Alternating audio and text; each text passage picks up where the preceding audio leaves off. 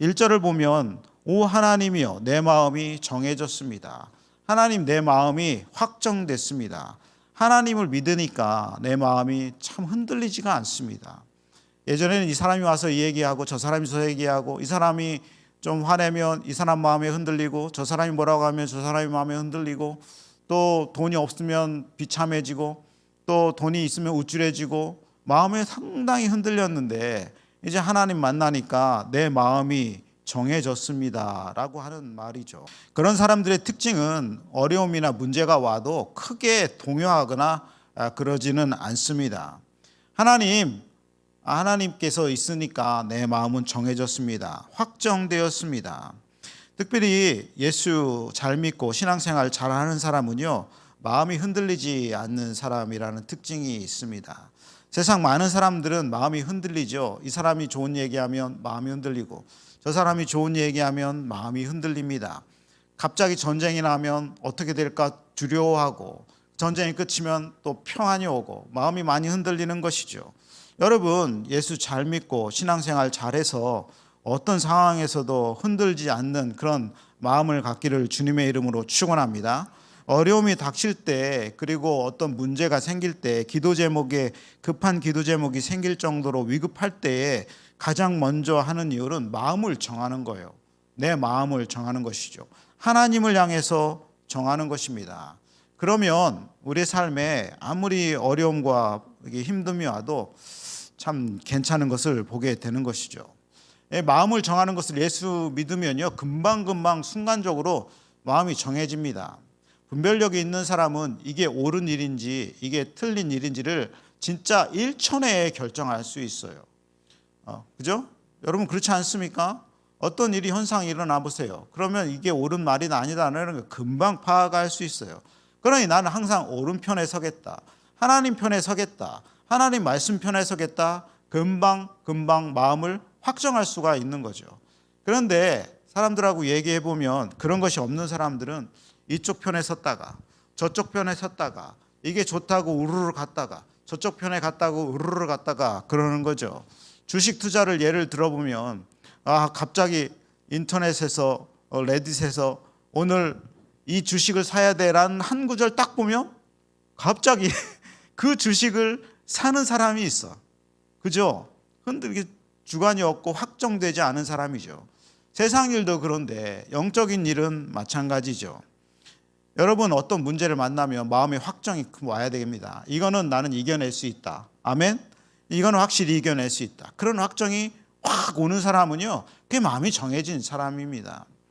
그런데 그렇지 않은 사람은 이길 수 없네, 어렵네 이렇게 생각을 하는 거죠. 하나님이 반드시 나를 이겨나게 하신다는 말씀이 확정적으로 들어오는 사람은요, 마음이 확정되고 정해지는 것이죠. 오늘 말씀이 그런 말씀인데 이 시편 108편 1절부터 13절까지는 두 시편이 합쳐진 시입니다. 1절부터 5절까지는 다윗이 사울 왕을 피해서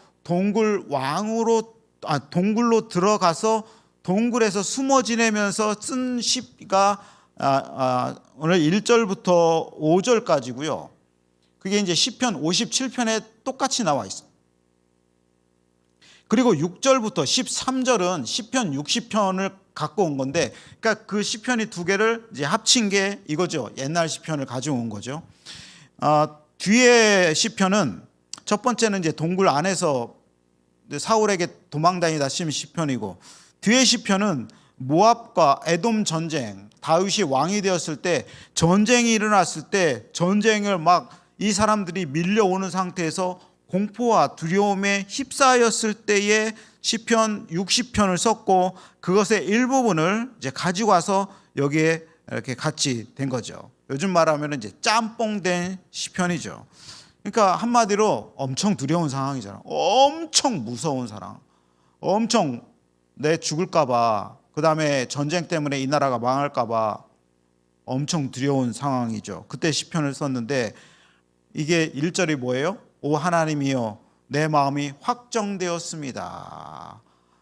내 영혼이 확정되고 확정되었사오니, 그 찬양이 이 시편에서 나오는 거예요. 이게 무슨 말이에요? 너무 두렵고 너무 답답하고 정말 깜깜해서 내일 죽을지도 모를 것 같은 그런 상황에서 다윗이 뭐라고 하냐면 내 영혼이 정해졌다, 확정되었다. 이 찬양을 하니까 하나님의 은혜가 물밀듯이 들어와서 조금 전까지는 죽을 것 같았는데 이제 살아나는 다윗을 이렇게 보게 되는 것이죠. 여러분, 어렵고 힘들고 이 다윗처럼 이런 상황이 있으면 이 마음을 하나님께 확 확정하고 하나님이 주장하시고 하나님이 인정하시도록 그렇게 내어드릴 수 있기를 바랍니다. 어려울 때 내 마음이 막 요동치면요, 이 찬양을 부르세요. 내 영혼이 확정되고 확정되어 싸우니 믿음에 눈들어 주를 바라봅니다. 이렇게 하면 찬양 한 번만 불러도요, 마음이 그냥 무슨 잘 박힌 못처럼 튼튼해지는 마음이 있는 것이죠. 특별히 다윗이 이 시기에 내 마음을 확정시키고 든든하게 하기 위해서 한 세 가지 일들이 있는데 이 말씀 가운데 세 가지 나오는 것이죠. 한번 살펴보도록 하겠습니다. 첫 번째는 뭐냐면 의도적으로 내 마음을 깨우는 거예요. 깨워라 라는 단어가 2절에 나오죠. 그 다음에 5절에 보면 뭐냐면 하나님을 높이는 거예요. 동굴 안에 있어도 전쟁 안에 있어도 보이지 않는 하나님, 하늘보다 높임을 받으시라. 그래서 두 번째는 뭐예요? 높이시는 거죠. 세 번째는 뭐예요? 좀 전에 읽은 말씀 13절처럼 하나님이 함께라면 내가 이 상황에서 용감해질 수 있습니다. 용감해지겠다라고 고백하는 세 가지죠. 한번 봅시다. 첫 번째는 뭐냐? 깨워라. 의도적으로 내 영혼을 깨워라는 얘기죠. 일어나, 내가 새벽을 깨우리라. 아침에 못 일어날 때 있잖아요. 그럼 어떻게 해? 알람을 켜야죠. 못 일어날 때. 그러면 센 알람, 요즘처럼 하프 띵드링딩딩 이런 거 하면 못 일어나. 우리 현서는 맨날 띵드링딩딩 해가지고 자장가처럼 들려. 하나님이 또 나를 더 주무시게 하시네. 그런데 그런 거 말고 막 빵빠라빵빵 하면 벌쩍 일어나죠. 내 영혼이 잠자고 있을 때, 내 영혼이 깔아져 있을 때, 한없이 침대 밑으로 들어가고 싶을 때, 일어나고 싶지 않네. 그냥 오늘은 그냥 죽고 싶네. 이럴 때 하나님의 알람이 깨우라는 거예요. 내가 새벽을 깨우리라. 새벽을 깨운다는 얘기는 새벽에 일어난다는 의미가 아니라 새벽처럼 깜깜한 때에 그냥 알람을 확 울려가지고 그 어둠이 갑자기 확 깨버리는 거예요. 새벽이 도망가는 거야. 새벽에 그 깜깜한 시간이 그냥 어둠이 도망가 버리는 거예요. 새벽이 오길 때까지 누워서 이렇게 50분, 55분 떴나 안 떴나 이렇게 기다리는 게 아니라 깜깜할 때에 임장로님이 4시 반에 그냥 일어나가지고 새벽을 막 깨우듯이 내 영혼이 새벽에 잠자고 있으면 낙심되고 두려우면 그걸 영혼을 바짝바짝 깨우라는 거예요. 그러기 위해서 우리는 뭐예요? 아침에 커피를 먹지. 내 영혼을 깨우기 위해서. 그 커피는 하나님이 주신 진짜 기가 막힌 음식이에요. 그래서 안 깨우는 분들은요, 커피 한 잔씩 딱 하고 또 초콜릿 하나 딱 단 거 딱 먹으면서 정신 번쩍, 진짜 영혼을 그렇게 깨워야 되는 거예요. 동굴 안에서 얼마나 무서워요. 동굴 안에서 사울이 죽일까 봐. 하나님 명령이 있으니까 내가 사울은 못 죽이고 사울이 죽일까 봐 동굴 안에 숨어 있어.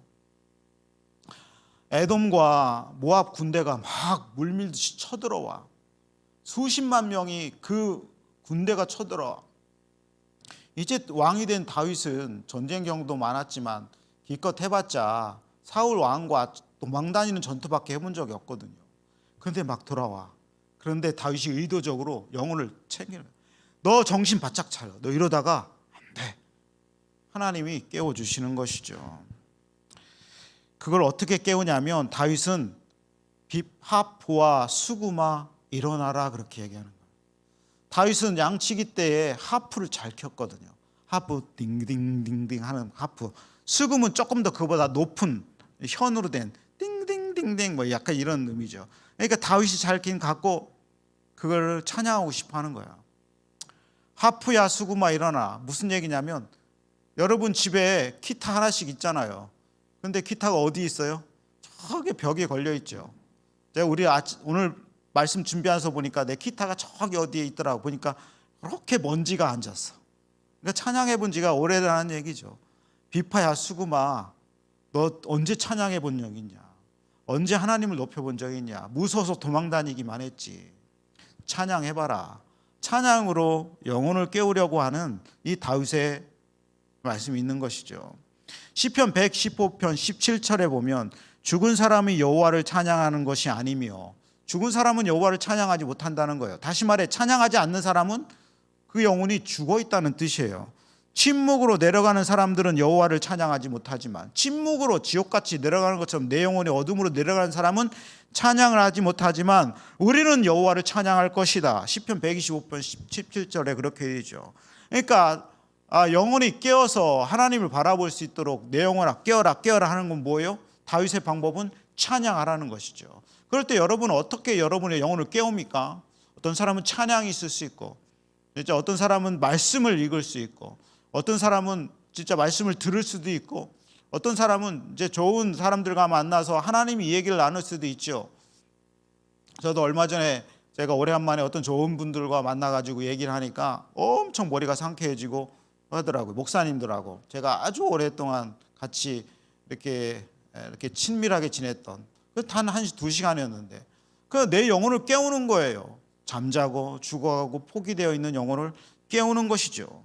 여러분이 새벽에 그 캄캄한 때에 어스만 일어나가지고 하나님을 찬양하고 하나님 보고 새벽에 새벽 공기 확 마시면 정말 새벽이 다 물러가는 것 같아. 그런데 영혼이 밑바닥에 있는 사람은 알람 소리조차 들리지도 않고 그런 것을 볼 수 있죠. 이 다윗은 이 찬양을 하고 새벽을 깨우면서 이 동굴이라고 하는 아주 캄캄한 정말 깜깜하고 어두운 장소가 갑자기 찬양의 전당 소리로 바꾸는 거예요. 동굴이 얼마나 조용해. 물 한 방울 똑똑똑 떨어지는 그 소리밖에 안 되죠. 그런데 다윗과 그 가족들과 그 친구들이 그 안에서 비파를 키고 수금을 키면서 찬양하면 그 동굴이 마치 그 카네기홀처럼 그렇게 변하잖아요. 막 꽉 차서 막 저 끝에서 하나님의 음성이 확 들려, 하나님의 찬양이 막 돌아와서 들리고, 그럼 얼마나 멋져요. 그런 은혜가 동굴 안에 있는 것이죠. 우리 삶이 그렇게 되기를 주님의 이름으로 축원합니다. 상황이 좋아지거나 억지로 내 영혼이 회복되는 게 아니에요. 아니, 억지로 시간이 간다고 회복되는 게 아니야. 다윗은 정신 차려, 내 영혼아, 너는 괜찮을 거야. 너는 이길 거야. 너는 이거 아무것도 아니잖아. 너 지난번 문제 다 해결했잖아. 그 어려운 인생 다 이겨왔잖아. 스스로 막 내 영혼을 깨워가지고 하나님 앞에 내어놓고 하나님께 붙들림 받고 하나님이 회복시켜 주기를 주님의 이름으로 축원합니다. 결국은 누가 이겨? 지나고 보니까 다윗이 이겼던 거예요. 동굴에서 찬양했던 다윗이 이기고, 그냥 맨날 다윗을 죽이려고 했던 사울은 그냥 죽어버렸죠. 그러니까 내 대적을 짓밟으실 분들은 누구라고요? 하나님이라고 13절에 얘기를 하고 있잖아요. 그러니까 하나님이 항상 모든 것들은 하나님이 해주셔야 되지, 내가 할 일은 대적과 싸우는 게 아니라 내 영혼을 깨워서 찬양하고 하나님 부르짖고 다시 하나님 만나고, 그래서 내 영혼이 살아나게 되는 것이죠. 두 번째는 뭐냐면 하나님을 높이라는 거예요. 자기가 동굴에 있는데 비참한 자기 상황인데 거기서 다윗은 하나님을 높이는 일을 하는 거야. 하나님을 높이. 보통 사람들은 원망하죠. 원하고 원망하죠. 가요인가? 하여튼 하나님을 원망하죠. 사람들을 원망하고. 그게 인간의 본성이야. 그러니까 사람은 가만히 놔두면 원망하고 불평하게 돼 있어. 그걸 뭐라고 하면 돼? 인간의 속성이 원래 그렇거든요. 다 그래요. 그런데 그리스도인은 뭐예요? 그거를 버리고 하나님을 높이는 일을 선택을 하는 거예요. 참 놀랍죠. 그리스도인의 힘이 여기서 나오는 거라니까요. 하나님 높임을 받으시고 주의 영광이 온 땅을 덮게 하소서. 6절 하나님을 높이는 찬양을 하니까 바로 이런 고백이 나오죠. 그리하여 주께서 사랑하시는 사람들이 건짐을 받게 하시며 주의 오른손으로 구원하시고 내게 응답하소서. 이런 고백이 나오죠. 하나님을 높이니까 하나님은 뭐라고 그래요? 하나님 오른손 길잖아요.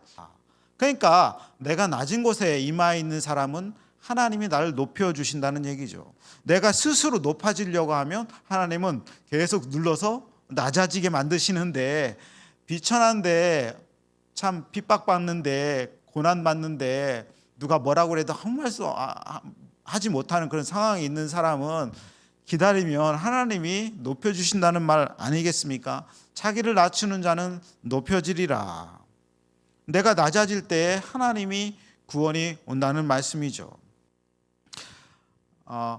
밸러스트 탱크라고 하는 그런 원리가 있습니다. 밸러스트 탱크. 들어본 사람들이 있는데, 이 배가 바다를 이렇게 태평양을 갑니다. 큰 배가. 그런데 막 파도가 밀려오는 거예요. 막 파도가 막 넘실넘실 밀려. 어떤 파도는 막 한 100피트, 200피트까지 높은 파도가 막 밀려오면 그 배가 거기로 갑니까? 갈 수 있는 방법이 없죠. 근데 이 밸러스트 탱크라고 하는 곳이 바다 밑바닥에 있는 거예요. 예를 들면 이게 배인데 밸러스트 탱크가 한 3분의 1 정도가 물이 차 있는 거예요. 밑에가 물이 차 있으면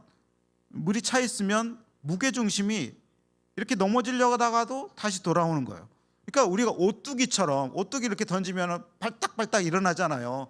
그것처럼 밸러스트 탱크가 밑에 무게 중심이 있으면 항상 똑바로 선다는 거야. 그래서 90도로 꺾여 있다가도 배가 이렇게 넘어져 있다가도 다시 확 일어선다는 거예요. 그게 밸러스트 탱크예요.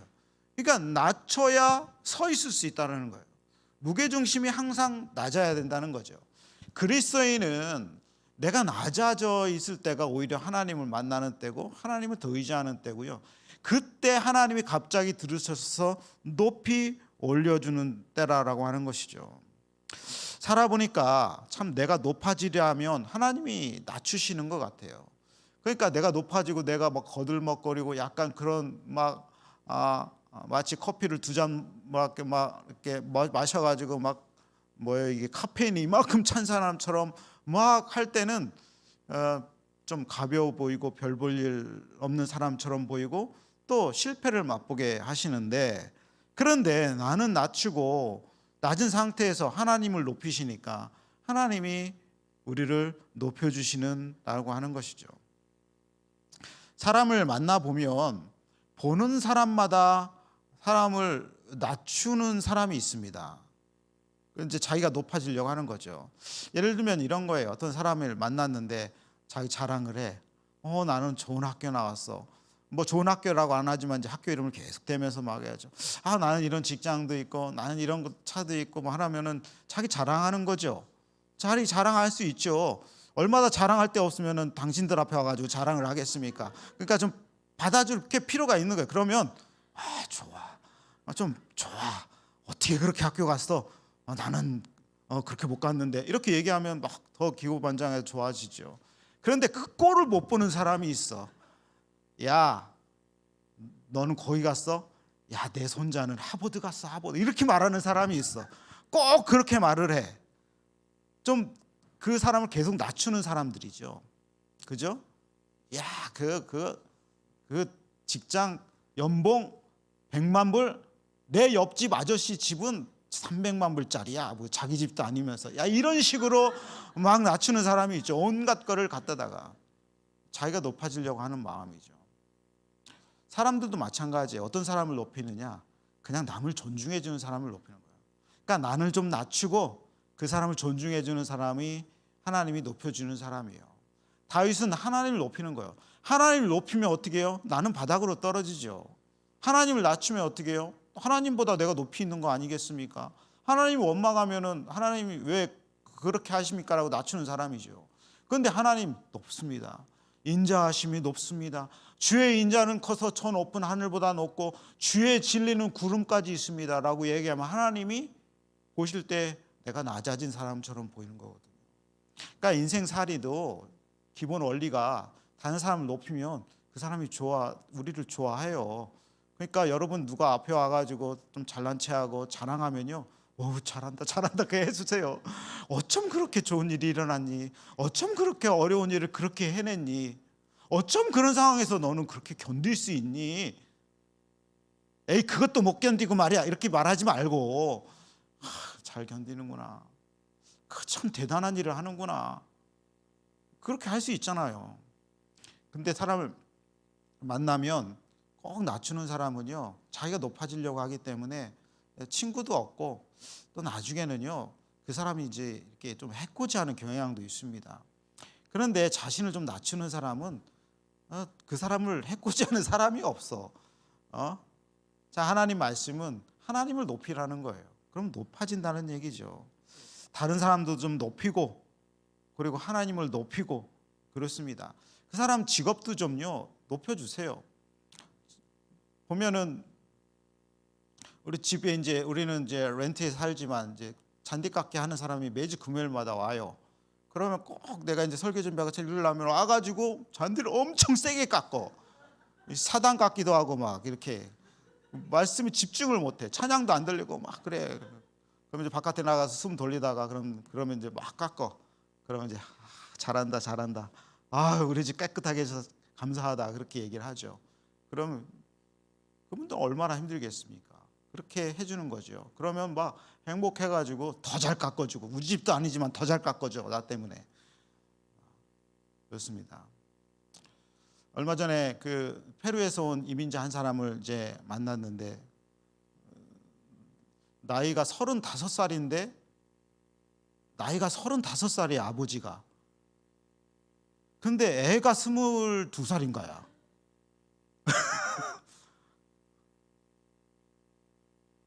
전 회계해. 너 벌써 다 있어야 돼. 그러니까 티네이저 때 다 결혼해가지고 이제 미국 이민 오고 어려운 시기를 보내는 거죠. 근데 어느 데서 취직해가지고 미디어 역할을 하고 있더라고요. 가서 몇 살이니까 35살.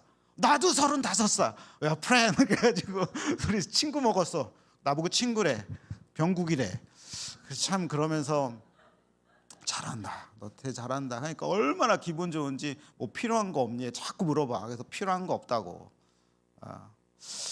그냥 하나님이 그들을 이렇게 높여주는 거예요. 인생이 어떤 인생이든지 간에 그들의 인생을 존중하고 그들의 일을 높여주고 아까 말한 것처럼 오죽하면은 네 앞에서 자랑하겠느냐 하면서 다 받아주고 그리고 그들을 위해서 기도해주고 그러면 하나님이 우리 인생을 높여주는 줄로 믿습니다. 특별히 오늘 다윗처럼 어려울 때 하나님을 높이시면 하나님이 우리를 건지셔서 높이 올릴 줄로 믿습니다. 세 번째 주제는 뭐냐면 다윗이 동굴과 전쟁에 앞에 놓고 한 세 번째 행동은 하나님 나를 좀 용감하게 해주십시오 이렇게 기도를 하는 거죠. 전쟁에 나가기도 두렵고 다윗도 그런 사람이었어요. 동굴 나가기도 너무 두려워. 동굴 문을 빼꼼히 열면 바깥에 사울이 있을까 봐 동굴도 나가지 못하고 막 움츠르는 상황이죠. 무섭고 움츠르고. 그런데 하나님이 함께라면 내가 용감해질 수 있습니다. 이렇게 고백을 하는 것이죠. 용감해지려면 하나님을 더 의지해야 됩니다. 사람을 의지하면 이상하게 용감해지지 않습니다. 사람 앞에 굽신거리고 사람을 의지하면 더 초라해지고 그래요. 그럴 때는 사람에게 도움을 청하지 말고 하나님께 가야 되는 거예요. 평소에는 사람에게 도움을 많이 청하세요. 평소에 괜찮을 때는 이것 좀 해주십시오. 저것 좀 해주십시오.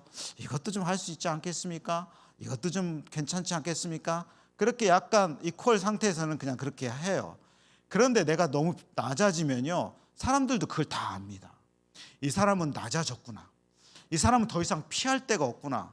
이 사람은 동굴 속에서 조금 있으면 사울 왕한테 죽겠구나라고를 누가 아느냐면 사람들도 다 알아요. 영적인 동물이기 때문에 알아. 그때는 사람한테 도움을 청하지 말아요.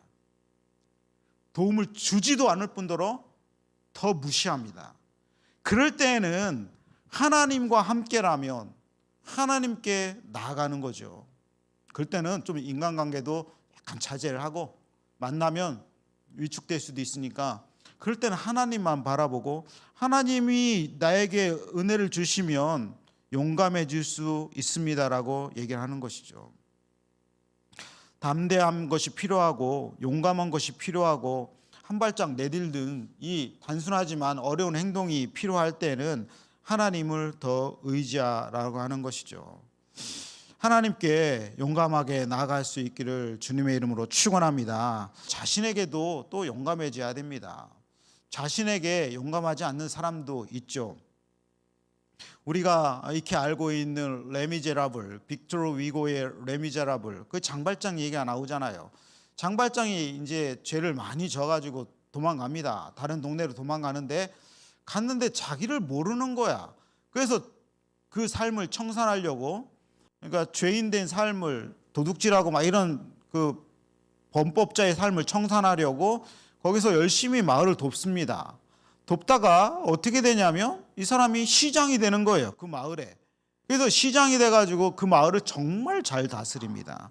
정말 잘 다스리는데 어느 날 어떤 그 동네에 어떤 한 사람이 들어오는 거예요. 그런데 어떤 사람이 야, 저 사람이 장발장이야 그렇게 얘기하는 겁니다.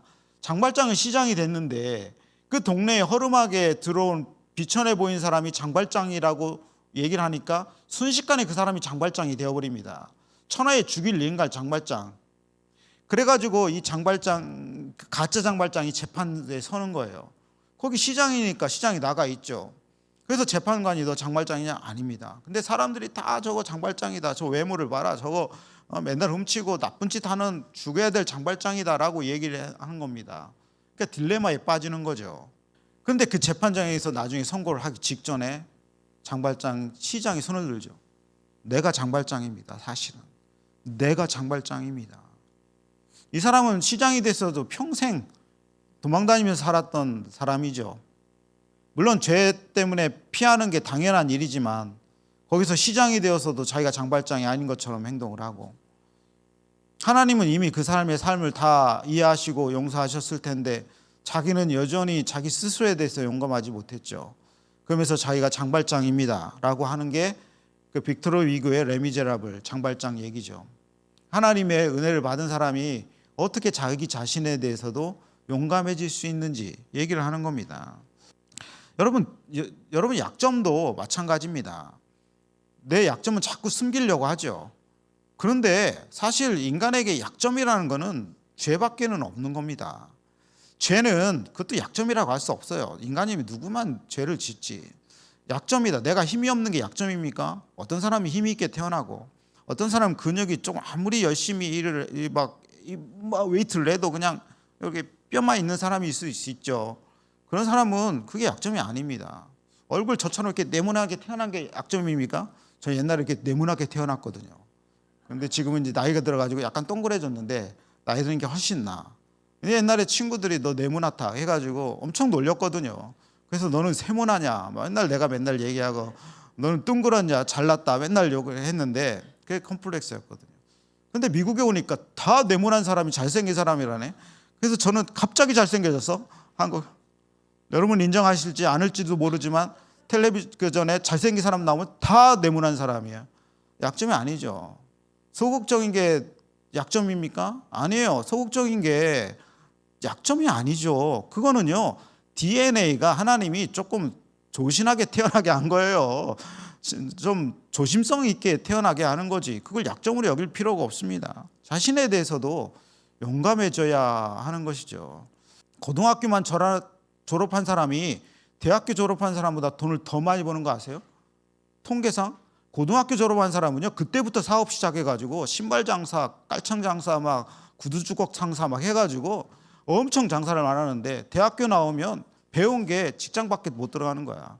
비하하는 게 아니라 그게 학력이 컴플렉스가 될 수가 없다는 거예요. 세상에 뭐 어떤 것도요 컴플렉스는 될 수 없습니다. 약점이 되는 게 아니에요. 자신이 스스로 약점으로 여기니까 그게 약점이 되는 거예요. 자신에게도 용감해지고 자신의 삶에 담대해질 필요가 있는 것이죠. 하나님이 함께라면 우리가 용감해질 수 있습니다. 다윗 편에서는 그렇게 생각하지만 우리 편에서 보면 하나님이 함께 하시면 내가 가진 모든 것이 무기가 될 수 있습니다. 그렇게 얘기하는 것 아니겠습니까? 하나님이 없으니까 부끄럽게 여기고, 하나님이 안 계시니까 가볍게 여기고, 하나님이 없으니까 내가 가진 것이 하찮아 보이는 것 아니냐 하는 것이죠. 세상에는요, 약점이라는 게 없습니다. 하나님이 주신 게 약점이 어디 있습니까? 죄를 지으면 정말로 약점이 되니까 죄는 짓지 말고, 그런 죄는 약점이 되겠지만 단점도 장점이 될 수 있는 것이죠. 오늘 말씀처럼 하나님이 여러분을 은혜를 주셔서 용기 있는 삶으로 살아가시기를 주님의 이름으로 축원합니다. 하나님이 여러분에게 거룩한 것들을 주셨던 것이죠. 귀한 가정도 주시고, 귀한 여러분의 삶도 주시고, 여러분의 고난과 고통도 그게 다 수치가 약점이 아니라 그게 하나님께 쓰여지면요, 용감함으로 인해서 다 간증이 되고 무기가 되는 것이죠. 오늘 다윗의 시 첫 번째는 깨어라. 억지로라도 내 영혼 잠들지 않고 동사하지 않게 깨워라. 하나님의 은혜로 깨워라. 두 번째는 뭐예요? 높여줘라. 하나님을 높이고, 그리고 작은 사람이라도 존중하고 높여라. 하나님이 나를 때가 되면 높여주실 것이다.